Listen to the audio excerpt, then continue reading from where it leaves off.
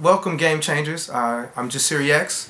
We're once again back in Pittsburgh, and we're actually here doing a special interview in regards to the Trayvon Martin case. And we wanted to get some legal advice for a man that is really well known in Pittsburgh for litigating a lot of high-profile cases, especially involving race and really helping marginalized communities of Pittsburgh. And we really appreciate him taking his time out. So this is Vic Walczak. He is the legal director of the ACLU in Pennsylvania, and he's going to answer a couple questions about the legal ramifications around the Trayvon Martin case. Thanks, Vic, for taking some time. Thanks for coming over. Oh, man. It's an honor. It's an honor, really. Your track record speaks for itself, and the work you've done with our community is thank you for that. First question is, when you look at how the police investigation was handled, just legally, I mean, obviously it was a lot of inconsistencies that even caused the chief of police to step down. How would you, advise a client in pursuing that, when you had such severe police misconduct early on in that case? Yeah, and what happened there is not unusual. That's scary. Right, yeah. I mean, think back for Pittsburghers, to Johnny Gamage, or think back to Jordan Miles. Within 24 to 48 hours, you got the police coming in and saying, oh, we investigated and we didn't do anything wrong. It's like, the day the police will say within 24 to 48 hours, we don't know, something smells bad and we got to investigate further. I mean, I'm going to fall out of my chair, because that just doesn't happen. The reflex just seems to be, we're going to circle the wagons, nobody did anything wrong, nobody needs to investigate any further. So none of that is a shock. I mean, what happened in Trayvon's case with that investigation is pretty much the norm. Now, how do you think, clearly one of the issues in this has been race. Did you see from you looking at it, a racial bias, and how do you think that played out? Oh, you think race was involved here? I was saying to Tony Norman, who's a columnist, Post-Gazette, we were talking on Saturday night about this. Think about all of the high-profile incidents that we've had either in Pittsburgh or anywhere else in this country. When's the last time it involved a white person? True. And it doesn't happen, and I'm trying to figure out if there is a kind of intellectual answer to that question, and I don't know that there is. I mean, the bottom line is there is a lot of institutionalized, I don't want to say it's racism, but I think it's stereotyping of young black males in particular as being dangerous. And I don't know that Zimmerman's a racist, but he's playing to those stereotypes. Right.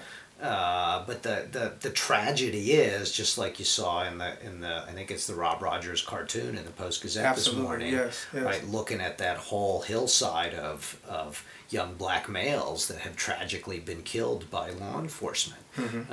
And how many of those situations afterwards, when they do the investigation, the most dangerous weapon you find is an empty Mountain Dew bottle. True. No, that's an excellent point. Now, and you mentioned it. I mean, in many cases, young black men are stereotyped, they're profiled, and even demonized. I mean, now we even see, really them going into Trayvon's past and trying to, make him out. You've seen this a lot. Why do you think the media, oftentimes will try to turn on, a young black? But do you think the media will turn on Trayvon and his family? And how do you see this playing out? Well, I think first you have a real assassination, and then you have the character assassination. So, whether Trayvon experimented with marijuana, whether he got suspended at school is completely irrelevant, because neither of those is a capital offense, and he did not deserve to die for that. Exactly why that happens, I don't know. You could be cynical and say that it is actually a product of racism, but the thing that's really mind-boggling to me is that, sure as night follows day, in every single one of these situations, you see this. Right?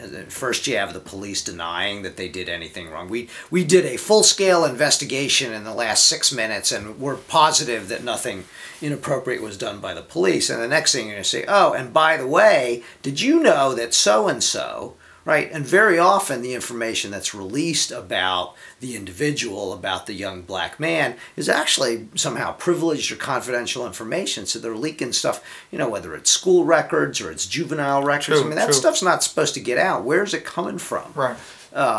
And again, it just shows how difficult it is in today's society to grow up as a young black male. You've got people who are out there, oh, no, we have a colorblind society. Please tell me, how many white parents are out there when their kids get their driver's permits talking to their kids about how you should behave when you are in a interaction with a police officer? True. Right? Very true. None. True. And I don't know an African-American parent who hasn't had a conversation about, boy, be ultimately deferential, don't make any sudden movements, whatever they do, just go along to get along, because it's a matter of life and death. Well, I thank you for taking time, Yeah, Mr. no, Walczak. you're I very appreciate welcome. it. Yeah, You know, thanks for coming by. one of Pennsylvania's great legal minds and really fighters for truth and justice for our community, Vic Walczak, Legal Director of Pennsylvania ACLU. Jasiri X and Game Changers. Peace.